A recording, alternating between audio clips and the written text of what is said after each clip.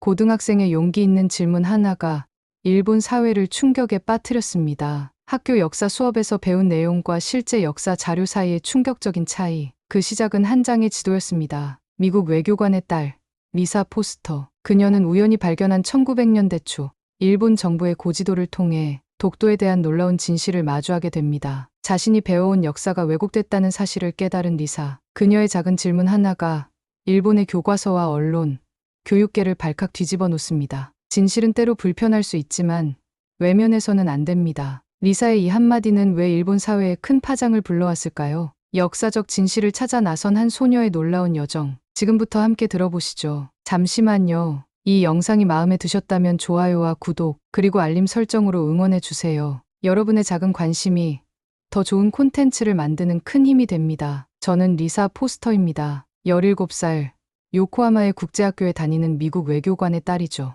창밖으로 보이는 항구의 풍경은 여전히 낯설지만 3년이 지난 지금은 이곳이 제 두 번째 집이 되었습니다. 그날은 평범한 토요일이었어요. 아버지는 미일 역사교과서 공동 감수 프로젝트 때문에 주말에도 대사관으로 출근했습니다. 혼자 남은 집에서 동아시아 역사 수행평가 과제를 준비하던 중이었죠. 참고 자료가 필요했습니다. 망설임 끝에 아버지의 서재로 향했어요. 평소에는 함부로 들어가지 않는 공간이지만 이번만큼은 필요했으니까요. 서재 문을 열자 책 냄새가 가득했습니다. 벽면을 채운 수백 권의 책 중에서 묵직한 가죽 표지의 지도책이 눈에 들어왔어요. 일본어로 1900년대 초 제국 공식 지도집이라 적혀 있었습니다. 책상에 앉아 페이지를 넘기며 서재의 고요함을 즐겼어요. 그러다 문득 이상한 점을 발견했습니다. 한국과 일본 사이에 있는 작은 섬.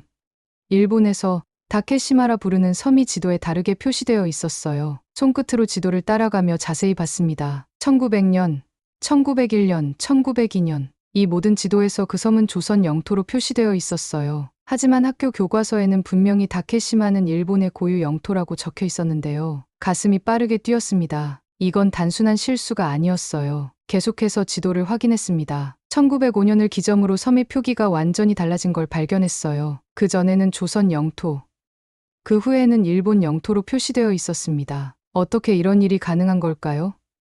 학교에서 배운 역사와 눈앞의 증거가 서로 모순되고 있었습니다. 혼란스러웠어요. 메모를 하기 시작했습니다. 각 연도별 지도의 특징, 표기 방식의 변화, 그리고 특히 1905년을 전후로 한 차이점들을 꼼꼼히 기록했어요.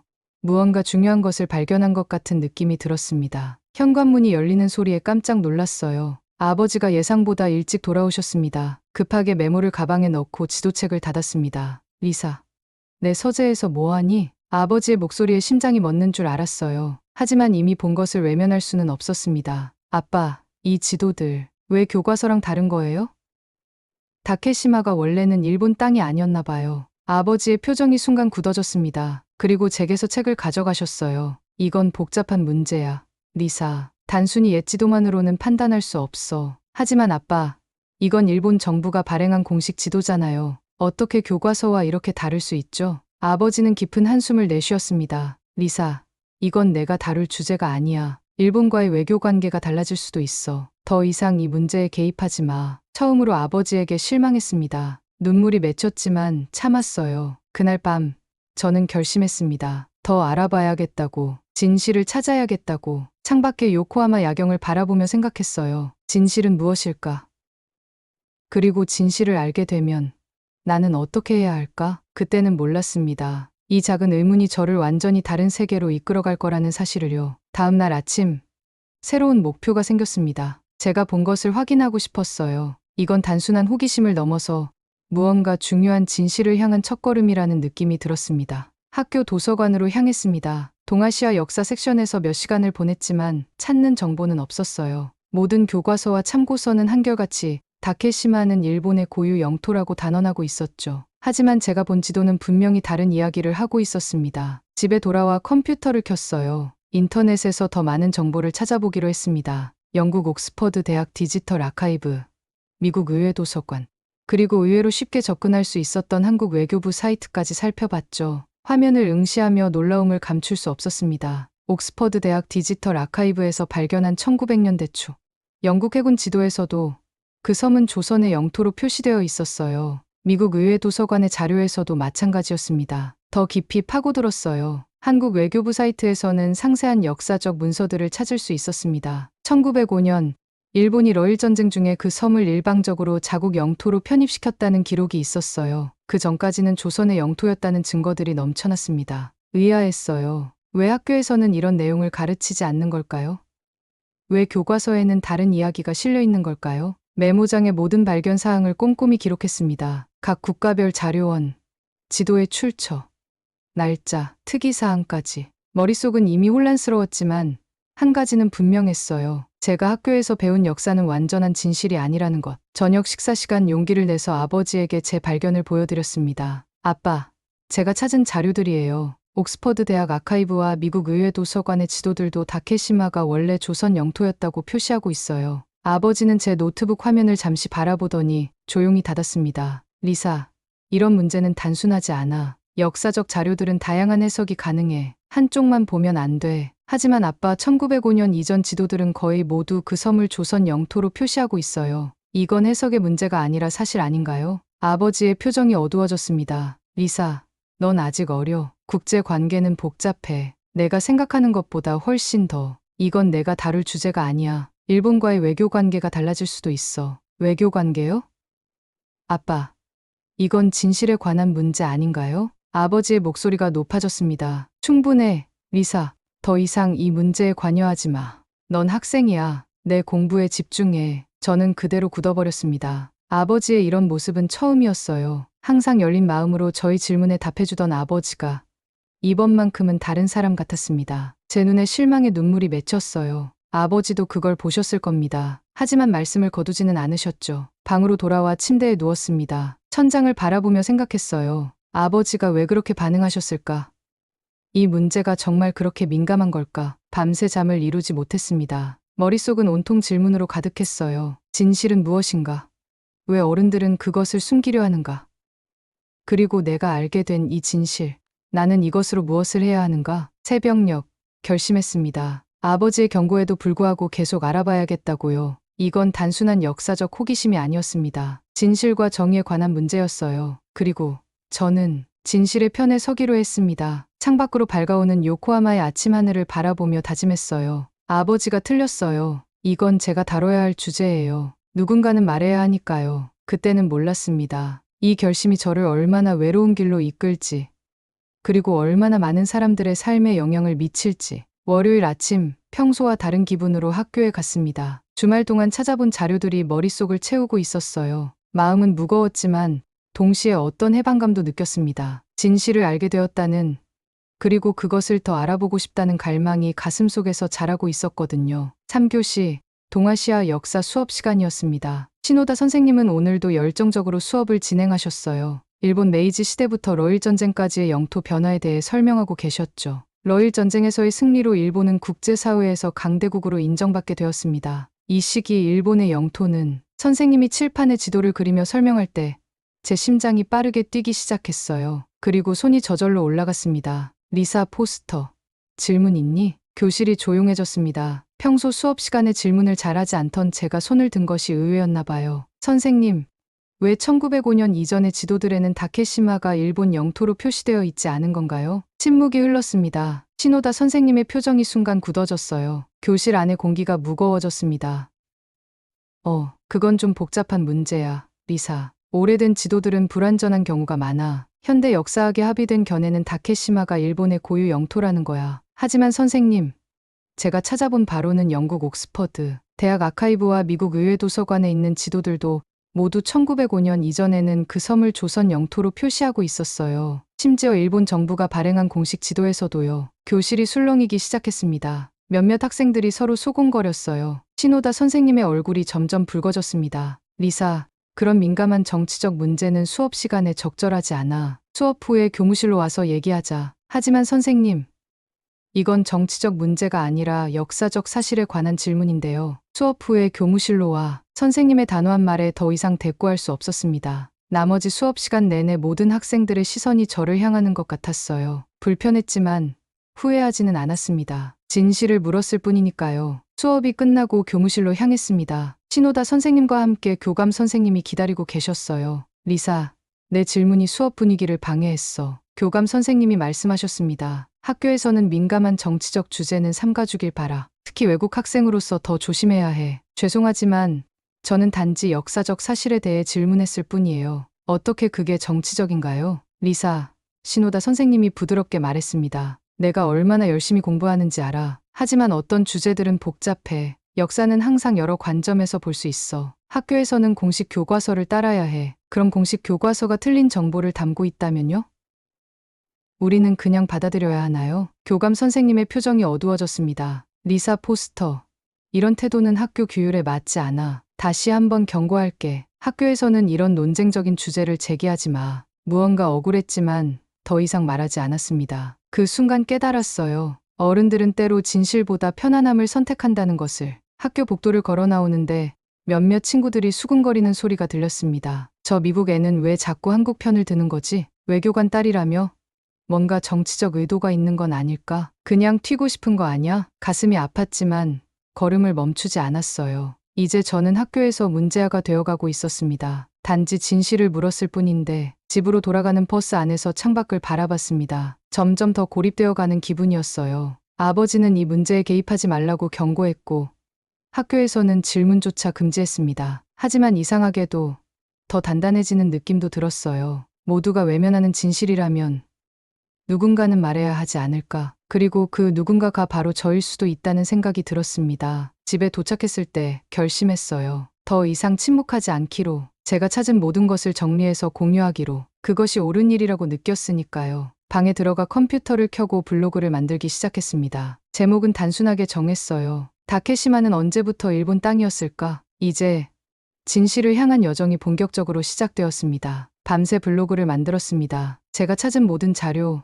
지도, 문서들을 정리했어요. 각 자료의 출처도 꼼꼼히 표기했습니다. 영국 옥스퍼드 대학 아카이브, 미국 의회 도서관, 일본 정부 공식 문서까지. 어떤 비판이 오더라도 사실만을 바탕으로 대응할 수 있도록 철저히 준비했죠. 블로그 첫 페이지에 적었습니다. 이 블로그는 진실을 찾기 위한 여정입니다. 정치적 의도나 어느 한쪽을 옹호하려는 것이 아닙니다. 다만 역사적 사실을 있는 그대로 보고 싶을 뿐입니다. 마지막 문장을 쓰며 잠시 망설였어요. 이 글을 올리면 돌이킬 수 없을 것 같았습니다. 학교에서, 그리고 아마도 집에서도 더 큰 문제가 생길지도 모릅니다. 하지만 그래도 진실을 말해야 해. 아무도 하지 않는다면 내가 시작할게. 게시 버튼을 눌렀습니다. 그 순간 묘한 해방감이 밀려왔어요. 두렵지만 옳은 일을 했다는 확신이 들었습니다. 처음 하루, 이틀은 아무 반응이 없었어요. 제 블로그를 누가 보겠어요?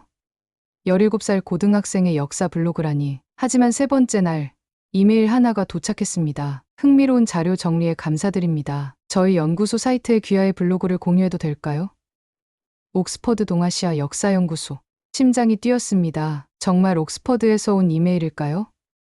프로필을 확인해 보니 정말 공식 이메일 주소였어요. 떨리는 손으로 동해 답장을 보냈습니다. 그리고 이틀 후 모든 것이 폭발했어요. 옥스퍼드 연구소의 SNS 계정이 제 블로그를 공유했고 이를 본 다른 역사학자들도 관심을 보이기 시작했습니다. 한국의 역사학자들은 물론이고 놀랍게도 일본의 몇몇 진보학자들도 저희 자료 정리를 긍정적으로 평가했어요. 일주일도 채 지나지 않아 제 블로그 조회수는 10만을 넘었습니다. 그리고 미국에서, 영국에서, 한국에서, 심지어 일본에서도 인터뷰 요청이 쏟아졌어요. KBS, CNN, BBC, 심지어 NHK까지. 처음에는 너무 놀라 어떻게 반응해야 할지 몰랐습니다. 하지만 마음을 가다듬고 몇몇 신뢰할 수 있는 매체와만 인터뷰를 하기로 했어요. 물론 자신의 얼굴과 이름을 공개하는 것은 부담스러워서 음성 변조와 얼굴 모자이크 처리를 조건으로 했습니다. CNN과의 인터뷰에서 질문을 받았어요. 리사 씨, 이런 민감한 역사적 주제를 다루게 된 계기는 무엇인가요? 저는 단지 진실이 궁금했을 뿐입니다. 교과서와 실제 역사적 자료 사이에 불일치가 있다면 그것을 알아볼 권리가 우리 모두에게 있다고 생각해요. 17살 고등학생으로서 이런 국제적 논란을 일으킨 것에 대해 어떤 감정을 느끼나요? 두렵기도 하고 때로는 외롭기도 해요. 하지만 진실을 추구하는 것은 옳은 일이라고 믿습니다. 그리고 놀랍게도 많은 분들이 저를 지지해 주셔서 감사해요. 인터뷰가 방송된 후 온라인은 뜨겁게 달아올랐습니다. 소셜미디어에서는 해시태그 샵진실을 위한 리사가 트렌드가 되었어요. 응원 메시지가 쏟아졌습니다. 하지만 동시에 비판과 공격도 거셌어요. 특히 일본 내에서는 외국 고등학생의 역사 왜곡이라며 강하게 비판했습니다. 익명의 위협 메시지도 몇 건 받았어요. 두렵기도 했지만 이미 돌아갈 수 없는 강을 건넌 기분이었습니다. 학교 생활은 더욱 어려워졌어요. 비록 제 신원을 완전히 공개하지는 않았지만 소문은 빠르게 퍼졌습니다. 복도를 걸을 때마다 수군거림이 들렸고 몇몇 친구들은 저를 완전히 멀리하기 시작했어요. 어느 날 오후 교감 선생님이 저를 교무실로 불렀습니다. 리사, 너희 블로그가 학교에 상당한 문제를 일으키고 있어. 많은 학부모들이 항의 전화를 하고 있어. 죄송합니다만 제가 사실만을 공유했을 뿐인데요. 문제는 그게 아니야. 너는 우리 학교를 대표하는 학생이야. 너의 행동이 학교의 평판에 영향을 미쳐. 그럼 제가 어떻게 해야 하나요? 교감 선생님은 책상 위에 종이를 밀어주셨어요. 블로그 삭제 요청서였습니다. 이것에 서명하고 블로그를 내리면 이 일은 여기서 끝나. 그렇지 않으면 당신의 미래와 학교 생활에 불이익이 생길 수 있어. 종이를 바라보며 떨리는 마음을 진정시켰습니다. 이게 옳은 일일까? 그냥 모든 것을 멈추고 평범한 학교 생활로 돌아가는 것이? 하지만 그동안 저를 지지해준 수많은 사람들은 어떻게 하죠? 시간을 주세요. 생각해 보겠습니다. 집으로 돌아와 아버지께 상황을 설명했습니다. 아버지는 이미 알고 계셨어요. 제 블로그가 미국 대사관 내에서도 이슈가 되었다고 했습니다. 리사, 이젠 멈춰야 해. 내 커리어에도 영향을 미친다. 아빠, 넌 아직 어려. 이런 국제적 분쟁에 말려들기에는. 아버지의 말씀을 자르고 조용히 대답했습니다. 아빠, 저는 미국인입니다. 표현의 자유와 진실을 믿어요.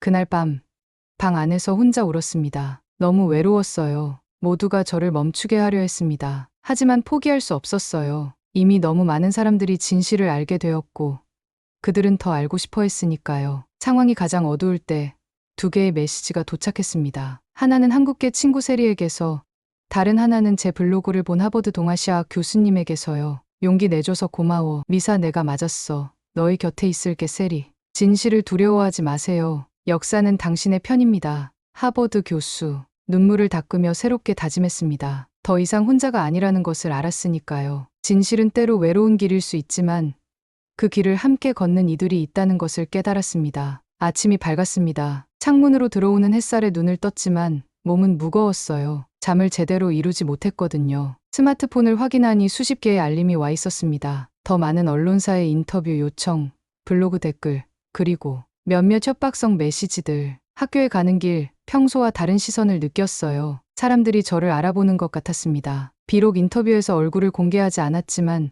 소문은 빠르게 퍼졌나 봐요. 누군가 귓속말로 저 애가 그 블로거래라고 속삭이는 소리가 들렸습니다. 학교 게시판에 낯선 포스터가 붙어 있었어요. 역사 왜곡 노후. 학교 명예를 지키자. 제가 일으킨 파문이 이렇게까지 번져 나갔다니 가슴이 철렁했습니다. 첫 교시, 담임 선생님이 저를 불렀어요. 리사, 교장 선생님께서 지금 바로 만나고 싶어 하셔. 교장실로 향하는 복도는 너무나 길게 느껴졌습니다. 문을 두드리고 들어가자 교장 선생님뿐만 아니라 교감 선생님, 그리고 몇몇 학부모의 대표들이 앉아 있었어요. 리사 포스터, 교장 선생님이 냉랭한 목소리로 말씀하셨습니다. 자네가 일으킨 문제의 심각성을 알고 있나? 침을 삼키며 대답했어요. 저는 단지 역사적 사실을 공유했을 뿐입니다. 우리 학교는 정치적 중립을 지켜왔어. 내 행동은 그 원칙을 심각하게 훼손했어. 학부모 대표 중 한 분이 거칠게 끼어들었습니다. 우리 아이들이 학교에서 안전하게 공부할 권리가 있어요. 이런 정치적 문제로 아이들이 혼란스러워하고 있어요. 제 손이 떨렸지만 마음을 다잡았습니다. 죄송하지만 역사적 진실을 찾는 것이 어떻게 정치적 행위가 되나요? 저는 어느 국가의 입장도 옹호하지 않았어요. 단지 문서와 지도를 보여주었을 뿐이에요. 교장 선생님은 책상 위에 종이 한 장을 밀어주셨어요. 이것은 학교 측의 최종 결정이야. 48시간 내에 블로그를 삭제하고 공개 사과문을 올리거나 아니면 자퇴 처리될 거야. 종이를 바라보며 숨이 멎는 것 같았습니다. 자퇴, 이렇게까지 할 수 있나요? 미국에서라면 절대 상상할 수 없는 상황이었어요. 생각할 시간이 필요합니다. 교장실을 나오자마자 눈물이 왈칵 쏟아졌습니다. 화장실에 숨어 울면서 세리에게 문자를 보냈어요. 친구가 필요했습니다. 수업 시간에도 집중할 수 없었어요. 모든 학생들의 시선이 저를 향하는 것 같았습니다. 식당에서는 아무도 제 옆에 앉지 않았어요. 갑자기 제가 전염병 환자가 된 것 같았습니다. 오후, 세리가 학교 뒤편에서 만나자고 했어요. 세리는 제 유일한 동맹이 되었습니다. 어떻게 지내? 세리가 걱정스럽게 물었어요. 최악이야. 학교에서 자퇴하라고 협박하고 있어. 뭐라고? 그럴 수 없어. 내가 한 일은 용기 있는 행동이었어. 하지만 이제 모든 것을 잃을 것 같아 세리야. 친구들, 학교, 어쩌면 아버지의 지지도. 세리는 내 손을 꼭 잡았습니다. 넌 진실을 위해 싸우고 있어. 그건 결코 나쁜 일이 아니야. 집에 돌아가는 길 머릿속이 복잡했습니다. 정말 이 모든 것을 포기해야 할까요? 블로그를 삭제하고 사과한다면 모든 게 예전처럼 돌아갈까요? 하지만 그렇게 된다면 저는 평생 후회하지 않을까요? 현관문을 열자 아버지가 거실에 앉아 계셨습니다. 표정이 심각했어요. 리사, 대사관에서 전화가 왔어. 너희 블로그 때문에 일본 외무성이 공식 항의를 했대. 아빠, 저는 들어봐, 리사. 이건 단순한 학교 과제가 아니야. 국제적인 문제가 되고 있어. 내 직업, 우리 가족의 안전까지 위협받고 있어. 아버지의 목소리가 떨렸습니다. 처음 보는 모습이었어요. 강인하고 침착했던 아버지가 이렇게 흔들리는 모습을 본 적이 없었거든요. 모든 것을 멈추고 블로그를 내려. 더 이상 언론과도 접촉하지 마. 필요하다면 잠시 학교도 쉬고 미국으로 돌아갈 수도 있어. 아버지의 말씀에 충격을 받았습니다. 아빠, 정말 그렇게 생각하세요? 진실보다 편안함을 선택하는 게 맞나요? 리사, 아빠, 저는 미국인입니다. 표현의 자유와 진실을 믿어요. 아빠도 항상 그렇게 저를 가르치셨잖아요. 아버지는 한동안 말씀이 없으셨습니다. 그리고 조용히 방으로 들어가셨어요. 저는 제 방으로 돌아가 침대에 누웠습니다. 눈물이 자꾸 흘러내렸어요. 너무 외로웠습니다. 모두가 저를 포기하라고, 물러서라고 말했어요. 하지만 제 마음속에서는 여전히 한 가지 확신이 자리 잡고 있었습니다. 진실은 침묵 속에서 사라지지 않아. 누군가는 말해야 해. 밤이 깊어갈수록 더 많은 메시지가 도착했어요. 대부분 비난과 협박이었지만 그 중에는 응원의 목소리도 있었습니다. 특히 한국, 미국, 영국의 역사학자들과 학생들이 보내온 메시지는 큰 위로가 되었어요. 용기 있는 행동에 박수를 보냅니다. 옥스퍼드 대학 역사학과 학생, 진실은 언제나 승리합니다. 서울대 역사교수, 당신의 블로그가 우리에게 영감을 주었습니다. 하버드 대학 동아시아학 연구팀, 이런 메시지들을 읽으며 조금씩 힘을 얻었습니다. 비록 지금은 외롭고 두렵지만 제가 가는 길이 옳다는 믿음이 다시 살아났어요. 창밖의 별을 바라보며 생각했습니다. 진실은 외로운 길일 수 있어. 하지만 그 길은 항상 있어 왔고 누군가는 걸어야 해. 그리고 지금은 그 사람이 바로 나인 것 같아. 포기하지 않겠다고 다짐했습니다. 이 폭풍이 지나가면 더 밝은 하늘이 기다리고 있을 거라고 믿었으니까요. 아침에 이메일 하나가 도착했습니다. 국제학생연합 역사 컨퍼런스에서 보낸 초청장이었어요. 다음 달 도쿄에서 열리는 컨퍼런스의 발표자로 초대한다는 내용이었죠. 처음엔 믿기 어려웠습니다. 제가 만든 블로그가 이런 기회로 이어질 줄은 상상도 못했으니까요. 아버지께 보여드렸습니다. 아버지는 한참 고민하시더니 의외의 반응을 보이셨어요. 내가 믿는 길을 걸어. 이젠 나도 도와주고 싶다. 정말요, 아빠? 아버지는 조용히 고개를 끄덕이셨습니다. 그리고 처음으로 진심을 털어놓으셨어요. 사실 나도 그 자료들을 알고 있었어. 하지만 외교관으로서 그 사실을 공개적으로 인정할 수 없었지. 내가 용기 있게 행동하는 걸 보며 부끄러웠단다. 아버지의 말씀에 눈물이 났습니다. 마침내 이해받은 기분이었어요. 학교에서는 여전히 어려운 상황이 계속되었습니다. 교장 선생님의 최후 통첩은 아직 유효했고 시간은 점점 줄어들고 있었죠. 하지만 이제 확신이 생겼어요. 저는 포기하지 않을 것입니다. 세리와 아버지의 도움으로 컨퍼런스 발표를 준비했습니다. 더 많은 역사적 자료를 찾고 논리적으로 정리했어요. 이번에는 단순히 의문을 제기하는 것이 아니라 역사적 사실을 체계적으로 분석하는 접근법을 택했습니다. 컨퍼런스 당일 도쿄 국제회의장은 학생, 교수, 역사학자, 그리고 기자들로 가득 찼습니다. 제 차례가 다가오자 긴장으로 손이 떨렸어요. 이제 미국 국제학교 학생 리사 포스터의 발표가 있겠습니다. 제목은 지도로 보는 역사적 진실. 다케시마. 독도 문제의 재조명입니다. 무대에 올라 마이크 앞에 섰습니다. 객석에서 아버지와 세리가 응원의 눈빛을 보내고 있었어요. 심호흡을 하고 말을 시작했습니다. 저는 외교관의 딸이기 전에 진실을 추구하는 사람입니다. 오늘 제가 여러분과 나누고 싶은 것은 정치적 주장이 아닌 역사적 증거입니다. 떨리는 목소리로 시작했지만 말을 이어갈수록 자신감이 생겼어요. 제가 찾은 지도들, 문서들, 그리고 다양한 국가의 역사적 기록들을 하나씩 보여주었습니다. 1905년 이전의 지도들은 일관되게 이 섬을 조선의 영토로 표기하고 있습니다. 이는 단순한 우연이 아닙니다. 이것은 당시의 국제적 인식을 보여주는 증거입니다. 30분의 발표가 끝나고 질문을 받았습니다. 날카로운 질문들도 있었지만 준비한 자료들로 차분히 대응했어요. 일본 역사학자 한 분이 예상치 못한 지원을 해주셨습니다. 포스터 양의 발표는 우리 모두가 역사를 더 객관적으로 볼 필요가 있음을 상기시켜 줍니다. 비록 불편할지라도 진실을 마주하는 것이 진정한 학문의 자세입니다. 발표가 끝나고 기립 박수가 쏟아졌습니다. 그 순간 참았던 눈물이 흘러내렸어요. 누군가 제 목소리에 귀 기울여 주었다는 사실이 너무나 감격스러웠습니다. 행사가 끝난 후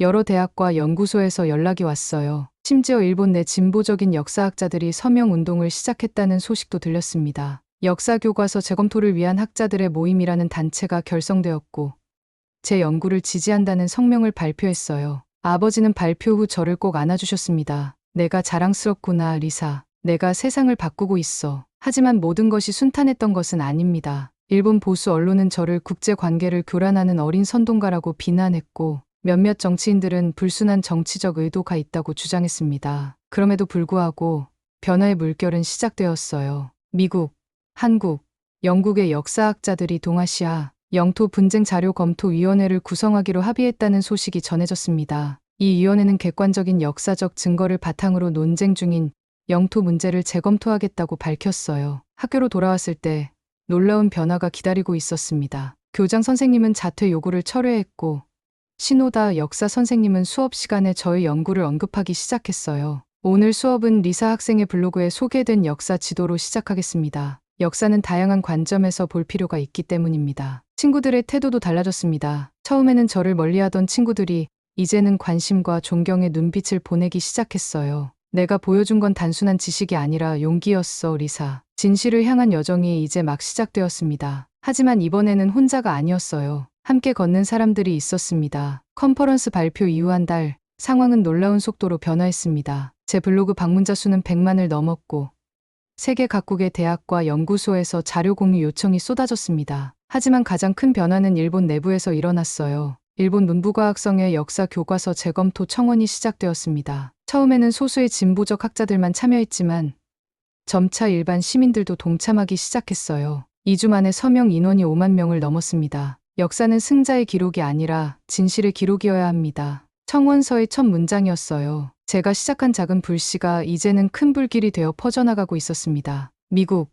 한국, 영국 학계가 공동으로 발표한 동아시아 영토 분쟁 자료 검토 위원회 구성 소식은 국제 뉴스의 헤드라인을 장식했어요. 위원회는 국적과 정치적 입장을 초월한 학자들로 구성되었고 오직 객관적 사실만을 추구한다고 밝혔습니다. 학교 생활도 달라졌어요. 제가 그토록 두려워하던 교장 선생님은 이제 저를 학교의 자랑스러운 학생으로 소개하기 시작했습니다. 언론의 관심이 학교로 쏠리자 그분의 태도도 180도 바뀐 것이죠. 리사는 우리 학교의 비판적 사고 교육이 얼마나 뛰어난지 보여주는 좋은 사례입니다. 살짝 웃음이 나왔지만 겉으로는 예의 바르게 고개만 끄덕였습니다. 역설적이게도 제가 비판적 사고를 했다는 이유로 퇴학 위기에 처했었거든요. 시노다 역사 선생님은 더 놀라운 변화를 보여주셨어요. 어느 날 수업 시간에 갑자기 말씀하셨습니다. 오늘은 특별한 수업을 하겠습니다. 역사 교과서에는 나오지 않지만 우리가 알아야 할 중요한 사실들이 있습니다. 그리고 스크린에 제 블로그에 있는 지도들을 띄우셨어요. 교실이 순간 조용해졌습니다. 포스터 양이 용기 있게 제기한 의문을 통해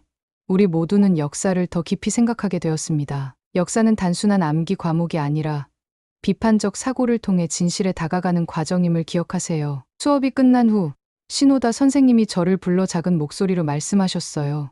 사실 나도 알고 있었어. 하지만 말할 용기가 없었지. 내가 해냈구나, 리사. 친구들의 태도도 완전히 바뀌었습니다. 한때 저를 피하던 친구들이 이제는 제 주변에 모여들기 시작했어요. 특히 일본인 친구 요코가 다가와 놀라운 말을 했습니다. 리사, 내 할아버지가 너의 블로그를 읽으셨대. 그리고 울으셨어. 할아버지는 역사학 교수셨는데 평생 이 문제에 대해 침묵하셨대. 그리고 내가 한 일에 깊은 감동을 받으셨어. 요코의 말에 가슴이 뭉클했습니다. 제가 시작한 일이 실제로 사람들의 마음을 움직이고 있다는 것을 실감했어요. 하버드 대학에서는 놀라운 제안이 왔습니다. 역사학과 조기 입학 기회를 주겠다는 내용이었어요. 지원서를 내지 않았는데도 제 블로그와 연구 활동을 높이 평가해 특별 입학을 제안한 것입니다. 아버지는 이 모든 상황을 지켜보며 조용히 미소 지으셨어요. 더 이상 제 활동을 막으려 하지 않으셨습니다. 오히려 지원해 주셨죠. 내가 옳았어, 리사. 때로는 불편한 진실이라도 말해야 해. 그게 바로 우리의 의무니까. 어느 날 저녁,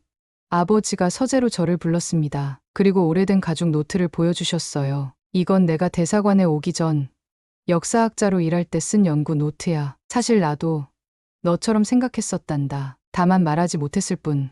아버지의 노트에는 제가 발견한 것과 같은 자료들, 같은 의문들이 꼼꼼히 기록되어 있었습니다. 아버지도 알고 계셨던 거예요. 하지만 외교관이라는 직업 때문에 침묵해야 했던 것입니다. 외교관으로서 나는 국가 간의 관계를 우선시해야 했어. 하지만 내가 보여준 용기는 나로 하여금 내 원칙을 다시 생각하게 했단다. 아버지의 고백에 눈물이 나왔습니다. 더 이상 외롭지 않다는 느낌. 그리고 제가 옳은 일을 하고 있다는 확신이 들었어요. 일본 언론의 태도도 조금씩 변하기 시작했습니다. 처음에는 저를 외국인 학생의 무분별한 역사 왜곡이라며 비난했지만 이제는 새로운 시각으로 역사를 재조명하는 용기 있는 시도라고 평가하는 기사들이 늘었어요. NHK에서는 특별 다큐멘터리를 준비한다는 연락이 왔습니다. 역사의 재발견. 한 학생의 질문이 바꾸는 세계라는 제목의 다큐멘터리였어요. 처음으로 일본 공영방송에서 이 문제를 객관적으로 다루겠다는 의지를 보인 것입니다. 모든 것이 너무 빠르게 변하고 있었습니다. 때로는 꿈을 꾸는 것 같았어요. 단지 아버지의 서재에서 발견한 하나의 지도가 이렇게 큰 변화를 가져올 줄은 상상도 못했습니다. 그날 밤 블로그에 새 글을 올렸습니다. 진실은 때로 불편합니다. 하지만 불편하다고 해서 외면해서는 안 됩니다. 작은 목소리일지라도 진실을 말하는 것은 중요합니다. 그 목소리가 점점 커져 변화를 이끌어낼 수 있으니까요. 글을 올리고 창밖을 바라봤습니다. 요코하마의 밤하늘에 별들이 반짝이고 있었어요. 처음으로 느꼈습니다. 제가 시작한 이 여정이 단지 역사 바로잡기를 넘어 많은 사람들에게 용기와 희망을 주고 있다는 것을요. 하버드 역사학과에서 온 조기 입학 제안을 받아들이기로 결정했습니다. 이제 몇 달 후면 미국으로 돌아가 새로운 여정을 시작하게 될 거예요. 설렘과 아쉬움이 교차했지만 제가 해야 할 일이 아직 남아있다고 느꼈습니다. 졸업을 앞둔 마지막 날,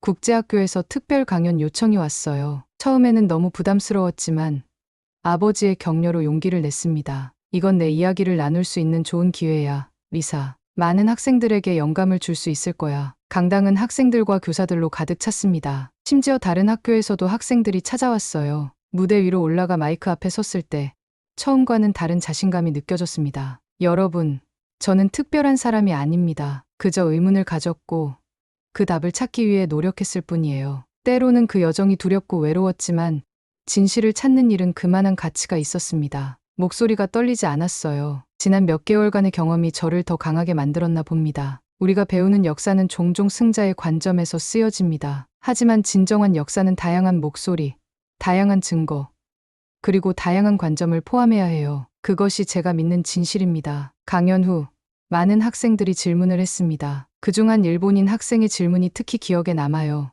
너의 행동으로 인해 일본에 대한 부정적 인식이 생길까 두렵지 않았니? 깊이 생각한 후 대답했습니다. 이건 특정 국가를 비난하는 문제가 아니에요. 모든 나라는 역사적으로 완벽하지 않습니다. 미국도, 영국도, 한국도 마찬가지죠. 중요한 건 과거의 실수를 인정하고 배우는 것이라고 생각해요. 그것이 진정한 성숙함이라고 믿습니다. 집에 돌아와 짐을 정리하는 중이었습니다. 곧 미국으로 떠나야 했으니까요. 아버지가 서재에서 저를 그리고 통화 중인 전화를 들고 나오셨어요. 리사, 옥스퍼드 대학에서 전화가 왔어. 놀라서 전화를 받았습니다. 옥스퍼드 대학 역사학과에서 저의 연구를 기반으로 한 특별 심포지엄을 개최한다는 소식이었어요. 세계 각국의 역사학자들이 모여 독도다케시마 문제뿐만 아니라 동아시아의 다양한 영토 분쟁에 대해 역사적 증거를 재검토하는 자리였습니다. 물론 포스터 양의 참석이 가장 중요합니다. 이 모든 논의의 시작점이니까요. 전화를 끊고 아버지를 바라봤어요. 아버지의 눈에도 자랑스러움이 가득했습니다. 넌 정말 세상을 바꾸고 있구나, 리사.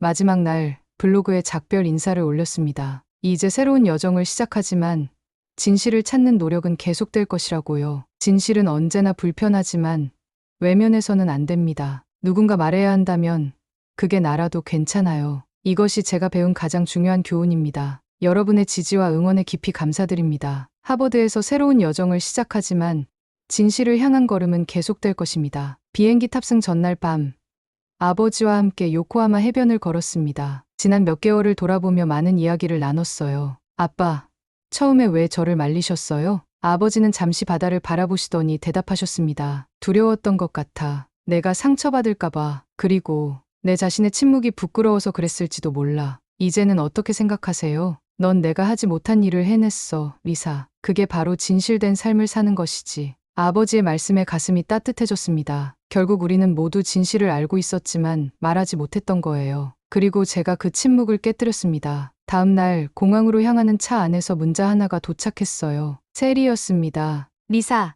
뉴스 봤어? 일본 문부과학성이 역사 교과서 개정 검토 위원회를 구성했대.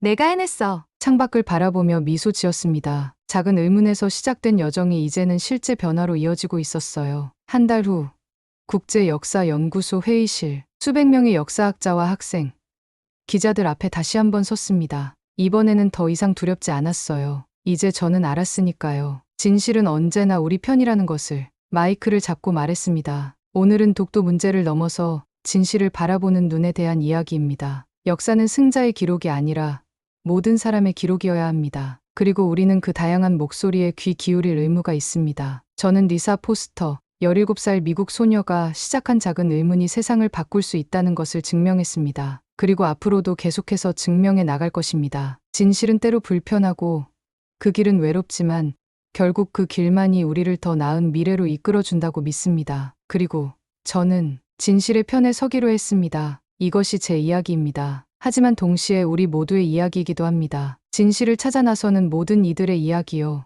오늘 이야기 마음에 남으셨다면 구독과 좋아요 한번 눌러주시면 더 따뜻한 감동으로 다시 찾아뵙겠습니다. 감동 비행기. 여기서 인사드립니다.